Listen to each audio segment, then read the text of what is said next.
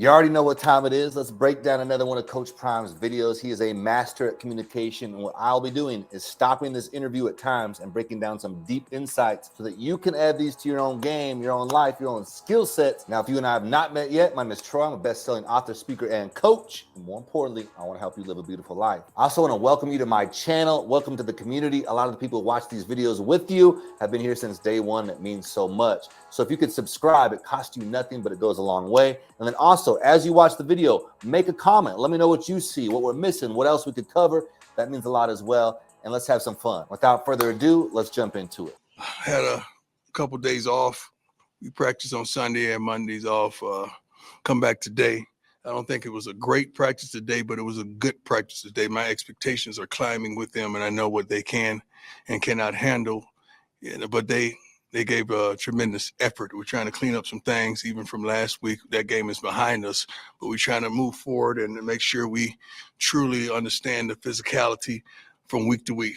When we're more physical, understand our just basic fundamentals, we're able to run the ball effectively. It's one thing. It's always one thing that we miss one guy or we let one guy get in the gap that disables and disarms us from being the best that we could be.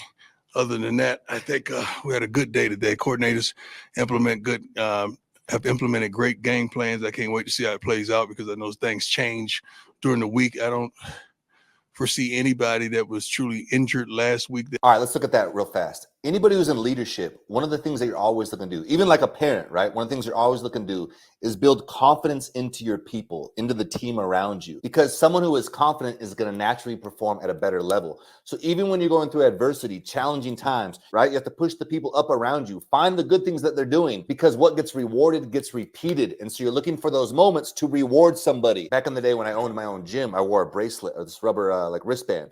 And I'd walk around and my goal was to find 10 people a day. And every time I could find someone doing something positive, I would reward them. I'd say something about it and I'd snap that wristband because what gets rewarded gets repeated. And that would train my mind to look for the positive in things. So I noticed that with Coach Prime, he's always speaking well of his coordinators, of the team around him. At the end of the year, you can do an assessment and go, yo, you got to go. You got to go. That didn't work out right.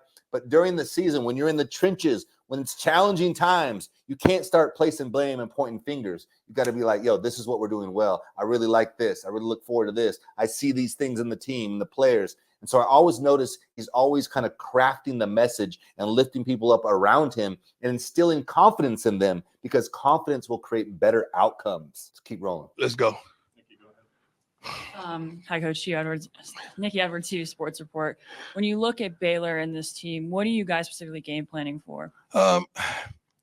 First and foremost, every week is the same thing. We want to be able to run the ball effectively. We want to be able to stop the run. The coach has done a great job. Coach Randall's done a great job of having this team disciplined in the things that they do well, they really do well. We got to, first of all, stop the run. I don't know which quarterback they're going to feature this week, but we're preparing for both quarterbacks. But that team, they have athletes. They're physical. They're strong. They don't make a lot of mistakes. Self-inflicted wounds. I know they fumbled a few times, but that happens. That happens with us. It happens with everybody. But where he's taking his program is phenomenal. Leaders, I find this to be very important. You must speak with honesty about the challenges that you face. So as an example here, you're playing another team. You could easily be like, oh, they ain't that good. We're so much better than them. We're going to smash them this week. But that's not necessarily reality. The reality is they're also someone who is preparing. They're ready for the battle, the challenges that lie ahead. And so when you realize that, you're like, yo, it's going to take our best. A lot of my athletic background was in like martial arts, fighting, things like that. And there was a season in my life where I would like try to be like, oh, I'm so much better than this person. They suck. Oh, look at that. They're going to be terrible. My outcomes got better when I was like, yo, they're a real person. They're also training. They also want to win. And at the end of the day, it's just going to be me bringing my skill set and then bringing their skill set. So it's not even person versus person necessarily. It's the time, the effort, the energy we put into it versus their time, energy, and effort they put into it. And that's what we're bringing. So then it wasn't me versus someone else. It was me putting my effort into the process because that was the only controllable that I had. I couldn't necessarily control the outcome. I could only control the process. So leaders, lean into the process. Remind your team of the challenges that you face. Don't make it like so big, like, oh my God, it's terrible. You're not doing that. You're again, instilling confidence in them because we're fit for this. We're going to do this. We're going to win. But this is a real challenge. We're going to have to line up and do X, Y, and Z to get the outcome that we desire. And the controllable is the process. It's your effort. Morning, Coach. Taylor Sadusky, Sports Illustrated. Through like the first 3 games, a lot of praise for the O-line, but specifically on Jordan Seaton, what have you seen through him and like being like the true freshman that he is? Jordan is coming slowly but surely. He's understanding footwork and technique is everything. Because at this level, you can't overpower, over muscle, or out athletic others. He's done a great job of listening to some of the best teachers that I've seen in quite a long time. And you know, Phil and Gunner and Big George, all of them chime in to complete these guys. But I love where Jordan is mentally and physically. Hey, Coach, Pat Graham, Associated Press. How you doing, sir? Good. Two-parter on Travis real quick. I guess you had Champ Bailey and Charles Woodson back in the day play both ways. In today's college football, does it make what he's doing at a high level even more remarkable? Yes, because it's a lot of teams are tempo, so he don't get a lot of rest. And just think about this. I just got finished talking to scouts about this, about what he can and cannot do. Pros go to huddle, so he's even getting more time to rest. So most teams you play, they run some type of a tempo, or the transition is much greater than pros from snap to snap. So with him getting that amount of rest, he cannot help but be a great pro. The practices are limited. There's barely no contact. You can't even hit a receiver downfield in the NFL no more. So I think he's a great compliment to that game, and he could continue to do what he's doing now. The second part to that is he says that like when you guys go fishing, he looks forward to it because you give him life lessons. I guess. Yeah. What kind of lessons do you talk about with him? Everything, man. You know, some of that stuff is a little private, but we talk about everything. And he's not the only one. So when I say I genuinely love these kids, I genuinely really do. It's not about what they can do for me on the football field. It's about what I can help them with in life. They're football players. Some of these guys are definitely going pro. Leaders, parents, anybody who's in the position of authority, that's a big point right there. Like the people around you have to really feel that you genuinely care. If they don't feel like you care, they ain't gonna care. That's a common like leadership phrase, right? But it's true. So you have to find those moments to add value into their life. Like literally one of the things you're doing is you're asking yourself the question, what matters to them? Like where do they want to go? Who do they want to become? Like maybe they want to be a great parent, a great father, a great husband, just a great person. Maybe they want to make more money. Maybe they want to get in better shape, whatever it might be. And you're looking for any way that you can instill value into them, moving them towards their goal. And when you can see that, you can get out of your own way, out of your own selfish needs and see theirs. That's a powerful thing. It doesn't mean you like burn yourself out and just overgive. Like you keep your own boundaries with people, but you continually look for ways that you can also lead and add value into their life. I actually like to use this little football analogy, but you can use it in business, any kind of settings, and it fits really well. And what it is like on a football field, you might even see this if you've been around football, is sometimes someone fumbles and you have the certain coaches that yell, hold on to the ball. In my mind, I'm like, yo, no shit, dude. Like, yes, I want to hold on to the ball too. I didn't mean to fumble. That's not leadership. That's not teaching. Then you have another coach when someone fumbles who goes, hey, come over here, man. You're all right. You're going to get it next time. This is what I want you to do. Hold the ball high and tight, tuck it in, drop the shoulder when you see the hit coming. Then you're using a moment to be a teachable opportunity. And that person keeps their confidence and they grow and learn from it. But when you just say, hold on to the ball, like, no shit. Like, I want to hold on the ball too. You're actually crashing their confidence and they're not learning from the moment. So leaders, you got one of two options. You can lift people up, elevate and teach, or you can push them down. If you're watching this, I already know you're trying to help people go up. So let's keep it rolling. Just want to equip them with the weapons to win life because, you know, football has changed. The landscape has changed in football. Once upon a time, you guys never attacked college players. Now they're making more money than y'all. Some of y'all are envious and jealous about that. So you're on the attack. It was hands off a college player because he's an amateur. Remember that, guys? Now it's hands on. Go at them any kind of way you want. They're making more money than me, and I'm mad about it. I'm upset about it. And when you attack them, these guys are sensitive. They've never been attacked. Most of them are out of high school or 2 years or 3 years in college, but they're still sensitive to slander. They hadn't gone through what I've been going through with y'all for years. They haven't done that. So it is what it is. I know you're going to do your job and what you must do, but your job does not say attack. Like, if they didn't play well, leave it at that. But the personal stuff, leave it to be personal. Because if we start flipping the script on y'all, you wouldn't like it. I can easy. Thank you, Lord, for stopping me there. Whoo, that was almost a good one. That would have went viral. He's a great kid.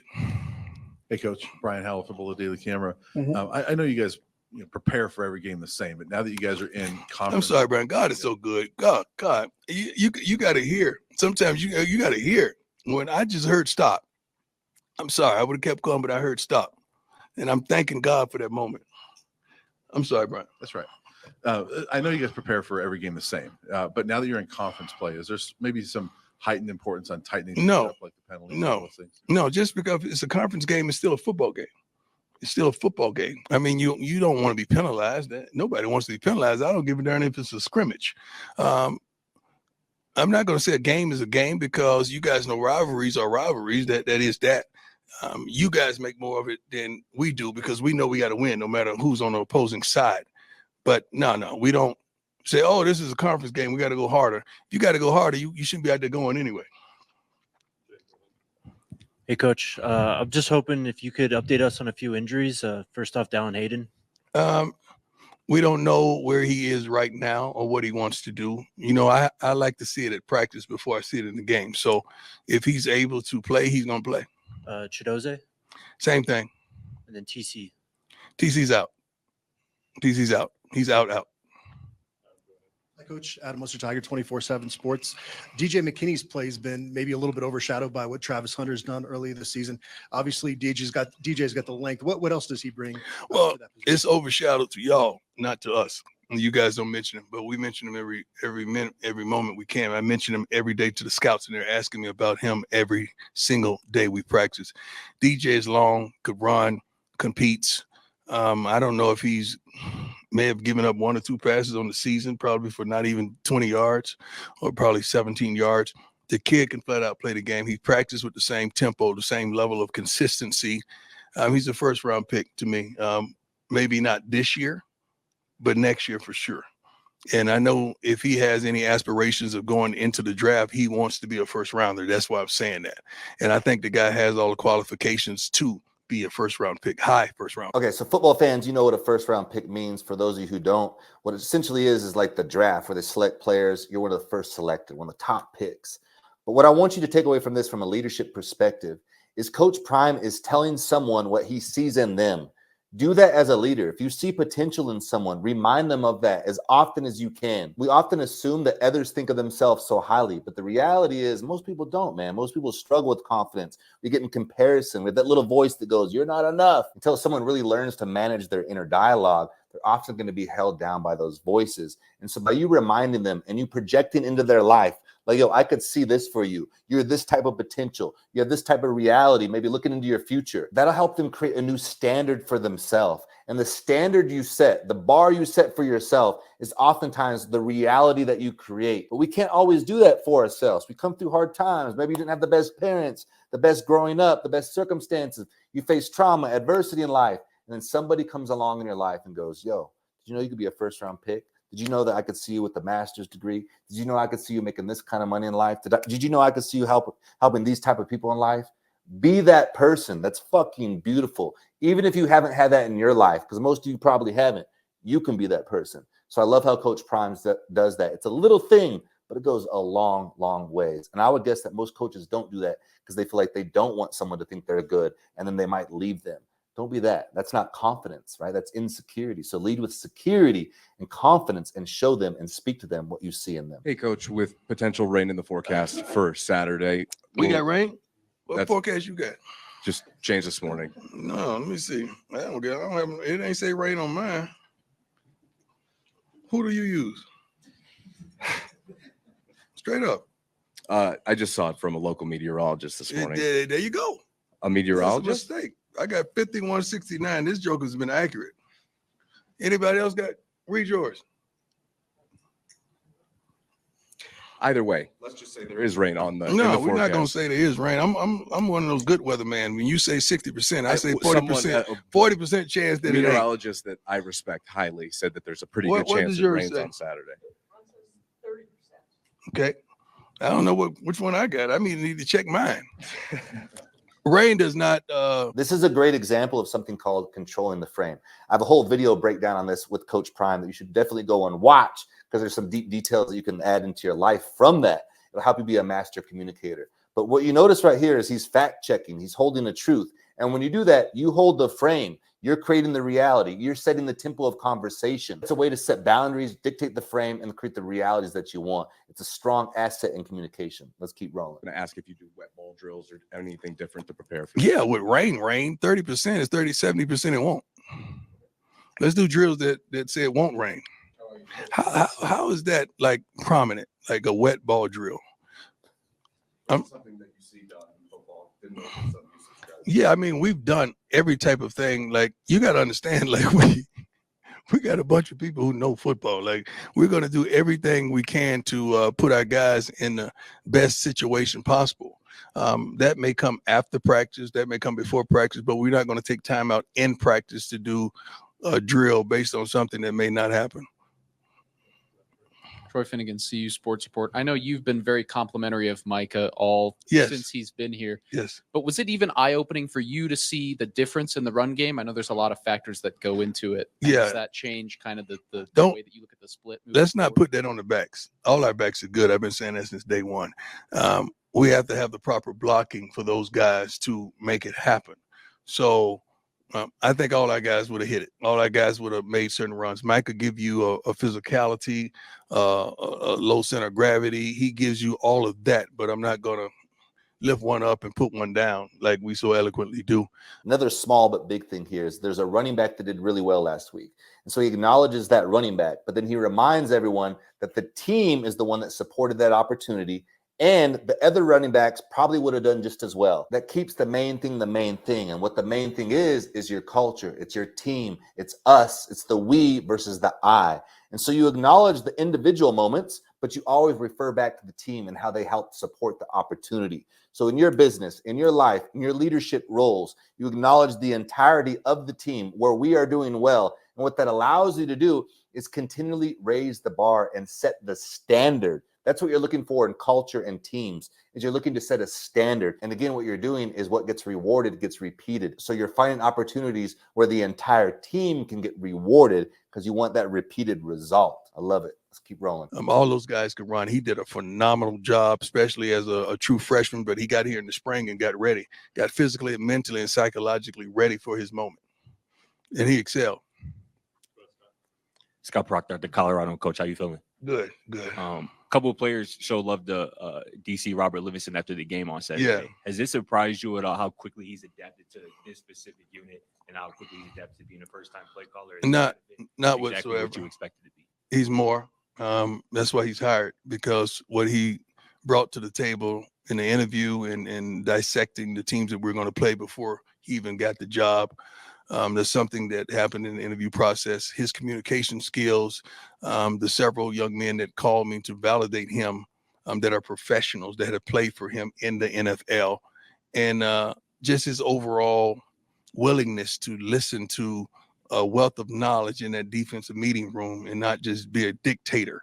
You got to understand he's very wise because he came here alone. What I mean by alone, yes, he has a wife and 4 kids, but he came here not bringing one of his guys in.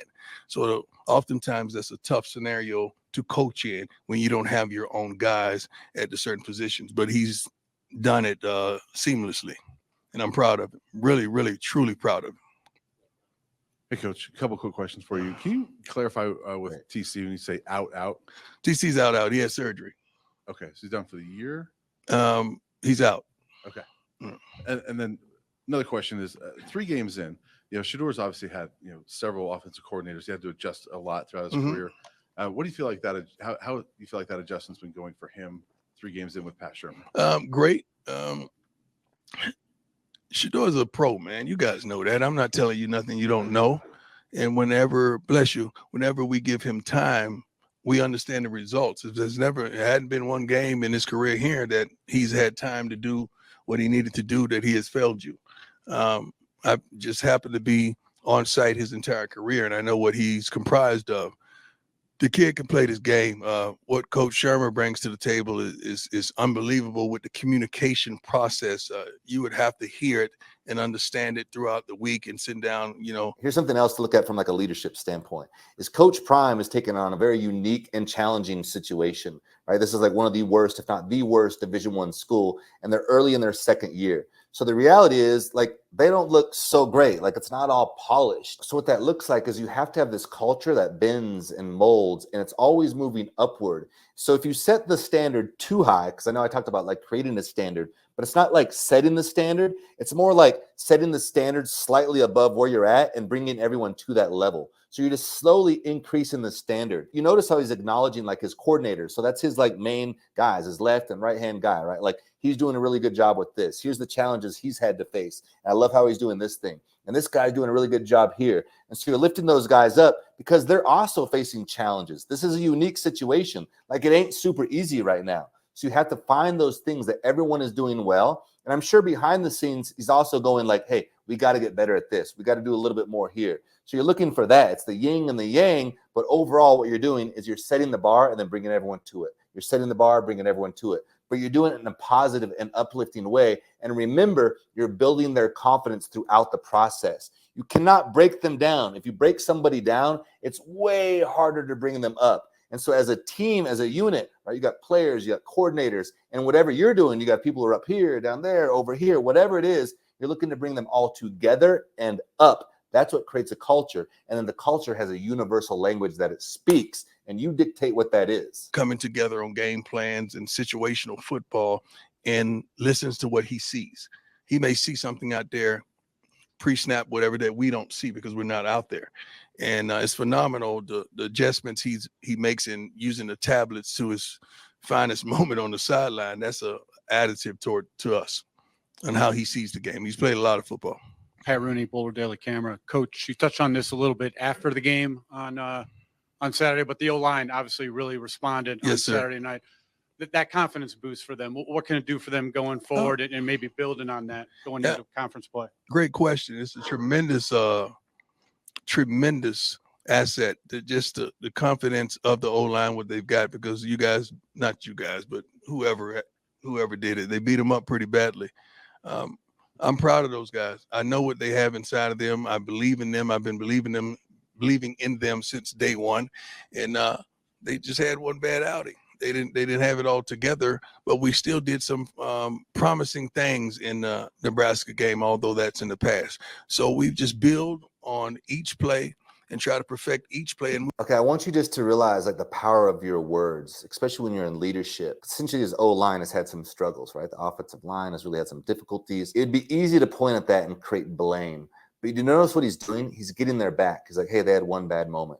We all have one bad moment. The people you lead are going to have a bad moment. And think how far it goes when you cover for them. Like, think about what that creates and what that means to somebody. Now they can live up to that. They can go, yeah, you're right. Or you'll find people who are like, nah, that ain't me. And they'll do it again. They'll repeat it. Self-sabotage, whole nother story. You either coach them up or you coach them out. They got to go. Like, a bad apple is a bad apple. But what you're doing from a leadership standpoint is you're really showing them that belief. Again, that creates trust, and there is speed in trust. Let's keep rolling. move on to the next. But I truly believe in those guys, run and pass. Lincoln Roach, CU Independent. So with Baylor not yet deciding on their starting quarterback, will there be any differences in how you handle DeQuan Finn versus Sawyer Robinson? Yeah, I mean, that comes down to calls. You know, third downs and situational calls where one guy's more likely to scramble out of the pocket and run. One guy's going to get rid of it quickly out of his hand to try to move change. So, yeah, that has a factor in when you're calling it throughout the game. But as far as the preparation, you got to prepare like you're going to prepare for both of them. But one guy features a different asset than the other. That's definitely true.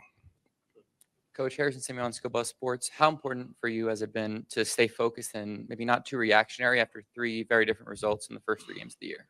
Say that first part again. I'm sorry. Going into conference play, how important for you has it been to stay focused and maybe not too reactionary with three very different results to start the season?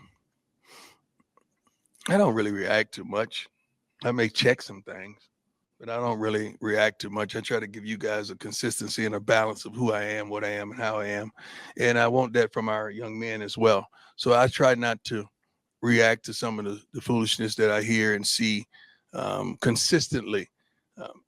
Our young men, we got to do a better job of equipping them with the ability to just keep on going and don't look either right or left. Don't look at the hate or the cheers.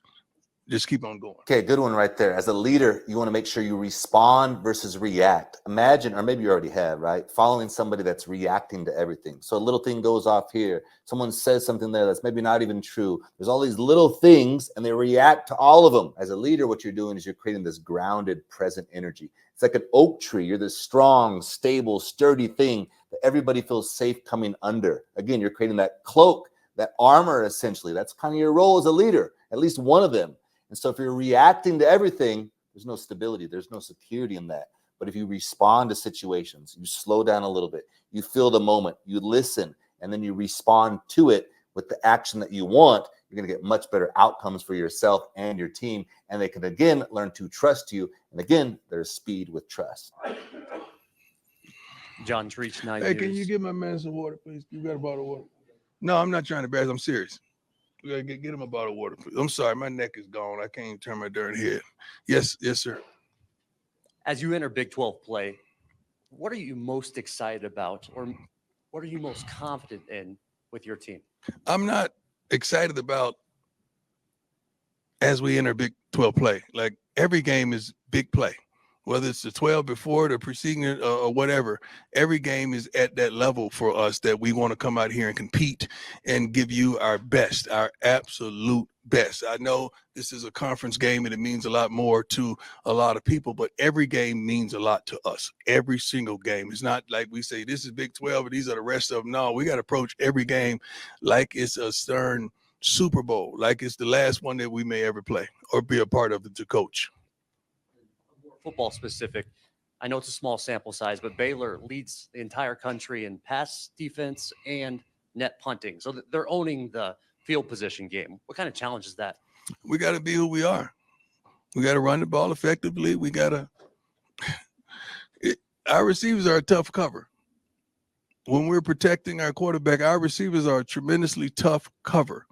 So I don't wish that on anybody. I feel like we could do some phenomenal things as they feel like they could shut us down in some areas of concern. But our guys are pretty good. We just got to give our quarterback a little time and we're okay. Boom, there it is. I hope you enjoyed that breakdown. I make these videos for you. So if you could do me a favor and subscribe, it goes a long way and it costs you nothing, but it means a lot. And then drop a comment below. Let me know what you saw, what you liked, what you learned, what we could cover next time. Peace.